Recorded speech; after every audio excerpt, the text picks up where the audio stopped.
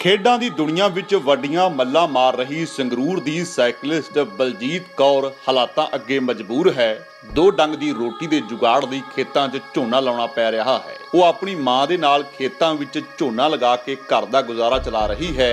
State level ਤੇ ਕਈ gold ਜਿੱਤਣ ਤੇ ਵੀ नहीं सुनी गई सरकार वालों कोई फरियाद। मेरे घर ਦੇ ਹਾਲਾਤ ਬਹੁਤ ਖਰਾਬ ਨੇ ਜੀ, ਇਸ ਲਈ ਮੈਨੂੰ ਖੇਤਾਂ ਦੇ ਵਿੱਚ ਆ ਕੇ ਜੀਰੀ ਲਗਾਉਣੀ ਪੈ ਰਹੀ ਹੈ ਜੀ। ਉਦੋਂ ਤਾਂ ਖੁਸ਼ੀ ਜੀ, ਖੁਸ਼ੀ ਨੂੰ ਕੀ ਕਰੀਏ, ਸਾਨੂੰ ਤਾਂ ਇਹ ਤੇ ਵੀ ਚੱਲ ਕੁੜੀ ਜੋਬ ਦੇ ਦੇਣਗੇ। ਬਲਜਿੰਦਰ ਸਿੰਘਲੇ ਨੂੰ ਬੇਨਤੀ ਕੀਤੀ ਸੀ ਬਹੁਤ, ਅਸੀਂ ਅਰਜ਼ੀਆਂ ਵੀ ਪਾਈਆਂ, ਆਪ ਵੀ ਗਏ, ਇੱਥੋਂ ਚੱਲ ਕੇ ਗਏ, ਫਿਰ ਆਟੋ ਕਰਾਉਣਾ ਪੈਂਦਾ, ਆਟੋ ਵੀ ਨਹੀਂ ਅਸੀਂ ਕਰਾਉਂਦੇ ਜੀ, ਤੁਰ ਕੇ ਜਾਂਦੇ ਆਂਗੇ ਵੀ 100 ਰੁਪਇਆ ਦੇਵਾਂਗੇ, ਜਿਹੜਾ ਉਹੀ ਚਾਰ ਗੁੜ ਘਰੇ ਆਊਗਾ। ਉਹਦੇ ਕੋਲੇ ਹੱਥ ਬੰਨ੍ਹ ਕੇ ਬੇਨਤੀ ਕੀਤੀ ਵੀ ਸਰ ਵੀ ਸਾਡੀ ਬੱਚੀ ਨੂੰ ਨੌਕਰੀ ਦੇ ਦਿਓ ਤੇ ਨਾ ਹੀ ਮਕਾਨ ਦੇ ਦਿਓ। ਉੱਥੋਂ ਤਾਂ ਜੀ ਜਵਾਬ ਇਹ ਆਇਆ ਸੀ, ਕਹਿੰਦਾ ਜੀ ਸਾਡੇ ਬੱਚੀ ਧਿਆਨ 'ਚ ਅਸੀਂ ਦੇਵਾਂਗੇ ਜੋਬ, ਨਾ ਹਜੇ ਤੱਕ ਧਿਆਨ ਪਤਾ ਨਹੀਂ ਸੌਂ ਗਿਆ ਜੀ, ਮੁੜ ਕੇ ਧਿਆਨ ਹੋਇਆ ਹੀ ਨਹੀਂ ਬੱਚੀ ਨੂੰ ਦੇਣ ਦਾ। ਹੁਣ ਜਿਹੜੇ ਮੈਡਲ ਨੇ ਉਹ ਵੀ ਅਸੀਂ ਉਹਦੀ ਝੋਲੀ 'ਚ ਪਾ ਦਾਂਗੇ ਵੀ ਤੂੰ ਹੀ ਰੱਖ ਲੈ। ਸੰਗਰੂਰ ਦੀ ਰਹਿਣ ਵਾਲੀ ਸਾਈਕਲਿਸਟ ਬਲਜੀਤ ਕੌਰ ਜੋ ਸਟੇਟ ਲੈਵਲ ਤੇ ਕਈ ਗੋਲਡ ਮੈਡਲ ਜਿੱਤ ਚੁੱਕੀ ਹੈ, ਪਰ ਹੁਣ घर की गरीबी के चलदियां अपनी मां दे नाल खेतां च झोना लाउण लई मजबूर है। अपनी गेम नूं अगे नहीं जारी रख पा रही। जिला प्रशासन, कैबिनेट मंत्री विजय इंद्र सिंगला और भगवंत मान तक मिल चुकी है, पर किसी ने भी फरियाद नहीं सुनी। उसका कहना है कि अपने सारे गोल्ड पंजाब के मुख मंत्री कैप्टन अमरिंदर सिंह की झोली च पा देवेगी, क्योंकि हुण इन्हां मैडलों नाल उसका घर नहीं चल रहा है।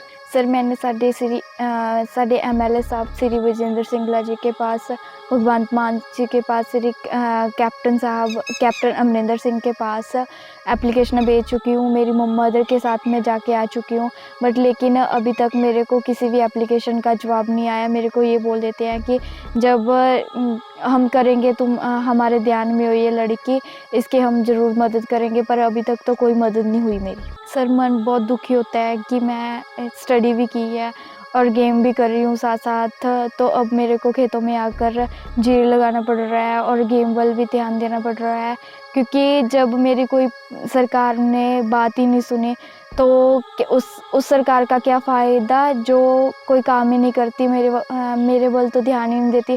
जो टिकटॉक स्टार है उनके बल ज़्यादा ध्यान दे रही है, क्योंकि मेरे को आने वाले टाइम में ये लग रहा है कि मेरे को कैप्टन सरकार की झोली में जो मेडल ट्रॉफियाँ हैं उनको ही दे के आने पड़ेंगे।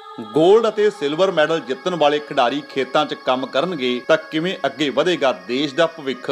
ਇਹ ਤਸਵੀਰਾਂ ਸੰਗਰੂਰ ਦੀਆਂ ਹਨ, ਜਿੱਥੇ 4-4 ਗੋਲਡ ਮੈਡਲ ਅਤੇ ਕਈ ਸਿਲਵਰ ਮੈਡਲ ਜਿੱਤਣ ਵਾਲੀ ਸਾਈਕਲਿਸਟ ਬਲਜੀਤ ਕੌਰ घर की हालात ठीक ना होने के चलदियां अपनी मां दे नाल खेतां 'च झोना लगाउण लई मजबूर है, क्योंकि घर विच कदी एक वक्त का खाना बनता है तो कदी नहीं। पिता की मौत हो चुकी है। मां इस तो पहला घरां विच झाड़ू पोचा करके 5000 रुपए कमाउंदी सी, जिस दे नाल घर दा गुजारा बड़ी मुश्किल नाल चलदा है। उपरों बलजीत कौर नूं चंगी डाइट तक नहीं मिल रही। वो खेड नूं किवें चलाए। दिल विच देश दे लई गोल्ड जिੱਤਣ ਦੀ इच्छा है, पर अजिहे हालातां 'ਚ जेकर तपदी धुप विच खेतां 'ਚ काम करेगी बेटी ਤਾਂ ਕਿਵੇਂ ਜਿੱਤੇਗੀ ਦੇਸ਼ ਦੇ ਲਈ ਗੋਲਡ। ਹੁਣ ਇੱਕ ਤਸਵੀਰ ਹੋਰ ਵੇਖ ਲਓ ਜੋ ਤੁਹਾਡੀ ਵੇਖਣੀ ਜ਼ਰੂਰੀ ਹੈ। ਸੰਗਰੂਰ ਦੇ ਆਸ-ਪਾਸ ਜੋ ਵੱਡੇ ਫਲਾਈਓਵਰ ਹਨ, ਉੱਥੇ ਬਲਜੀਤ ਕੌਰ ਦੀਆਂ ਵੱਡੀਆਂ ਪੇਂਟਿੰਗ ਸਰਕਾਰ ਵੱਲੋਂ ਲਗਾਈਆਂ ਗਈਆਂ ਹਨ। ਆਉਣ ਵਾਲੇ ਲੋਕਾਂ ਨੂੰ ਪਤਾ ਲੱਗ ਸਕੇ ਕਿ ਸੰਗਰੂਰ ਦੀ ਬੇਟੀ ਗੋਲਡ ਮੈਡਲਿਸਟ ਹੈ। ਪ੍ਰਸ਼ਾਸਨ ਅਤੇ ਸਰਕਾਰ ਨੂੰ ਲੋਕਾਂ ਨੂੰ ਖੇਤਾਂ 'ਚ ਕੰਮ ਕਰਦੀ ਬੇਟੀ ਦੀਆਂ ਤਸਵੀਰਾਂ ਵੀ ਦਿਖਾਈਆਂ ਜਾਣੀਆਂ ਚਾਹੀਦੀਆਂ ਹਨ,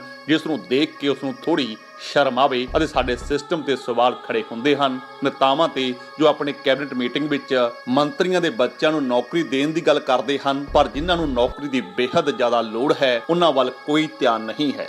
ਨੌਕਰੀ ਸਾਡੇ ਘਰ ਦੇ ਹਾਲਾਤ ਬਹੁਤ ਮਾੜੇ ਨੇ ਜੀ। ਘਰ ਵੀ ਹੈ ਨਹੀਂ, ਮਕਾਨ ਸਾਡੇ ਕੋਲੇ ਤੇ ਨਾ ਹੀ ਸਾਡੇ ਕੋਲੇ ਕੋਈ ਖਰਚਾ ਪਾਣੀ ਹੈ ਜੀ। ਹੁਣ ਜਿੰਨਾ ਕੁ ਕਰਨਾ ਉਹਨਾਂ ਕੀ ਖਾਣਾ ਬੱਚਿਆਂ ਨੇ, ਹੁਣ ਆਪ ਵੀ ਉਹਨਾਂ ਕੀ ਕਰਨਾ ਕਿ ਉਹਨਾਂ ਕੀ ਖਾਣਾਗਾ।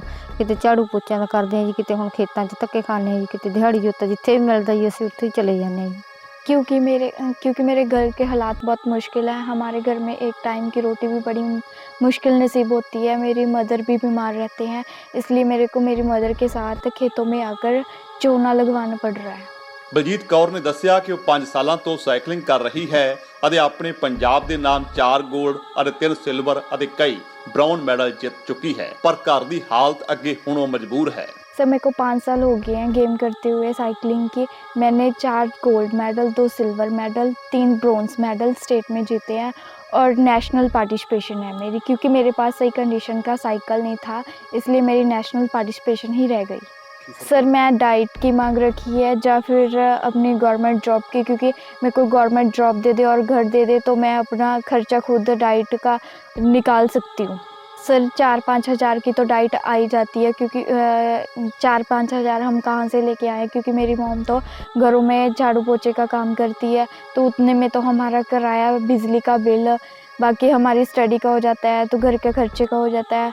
मेरी मम्मी इतना नहीं कमा सकती और हमें डाइट नहीं दे सकती, इसलिए मैं सूखी रोटियों खाकर ही गोल्ड ਮੈਡਲ ਹਾਸਿਲ किया है। ਵਾਕਈ ਇਹ ਤਸਵੀਰਾਂ ਸਰਕਾਰਾਂ ਨੂੰ ਸ਼ਰਮਸਾਰ ਕਰਨ ਵਾਲੀਆਂ ਹਨ। ਇੱਕ ਪਾਸਿਓਂ ਖੇਡਾਂ ਨੂੰ ਬੜਾਵਾ ਦੇਣ ਦੀ ਗੱਲ ਕਰਦੇ ਹਨ ਤਾਂ ਦੂਜੇ ਪਾਸੇ ਦੇਸ਼ ਵਿੱਚ ਹੋਣਹਾਰ ਖਿਡਾਰੀ ਕਿਸ ਤਰ੍ਹਾਂ ਹਾਲਾਤਾਂ ਅੱਗੇ ਮਜਬੂਰ ਹਨ। ਇਹ ਸਰਕਾਰਾਂ ਨੂੰ ਸ਼ੀਸ਼ਾ ਵਿਖਾਉਣ ਵਾਲੀਆਂ ਤਸਵੀਰਾਂ ਹਨ, ਪਰ ਸਰਕਾਰਾਂ ਦਾ ਇਸ ਪਾਸੇ ਕੋਈ ਧਿਆਨ ਨਹੀਂ। ਕੁਝ ਦਿਨ ਪਹਿਲਾਂ ਮਾਨਸਾ ਵਿੱਚ ਵੀ ਇੱਕ ਕਰਾਟੇ ਦੀ ਖਿਡਾਰਨ ਵੱਲੋਂ ਝੋਨਾ ਲਾਉਣ ਦੀਆਂ ਤਸਵੀਰਾਂ ਸਾਹਮਣੇ ਆਈਆਂ ਸਨ, ਪਰ ਉਸ ਤੋਂ ਬਾਅਦ ਵੀ ਸਰਕਾਰ ਨੂੰ ਲੱਗਦਾ ਕੋਈ ਹੋਸ਼ ਨਹੀਂ ਆਈ। ਇੱਕ ਹੋਰ ਖਿਡਾਰੀ ਹਾਲਾਤਾਂ ਅੱਗੇ ਮਜਬੂਰ ਹੈ।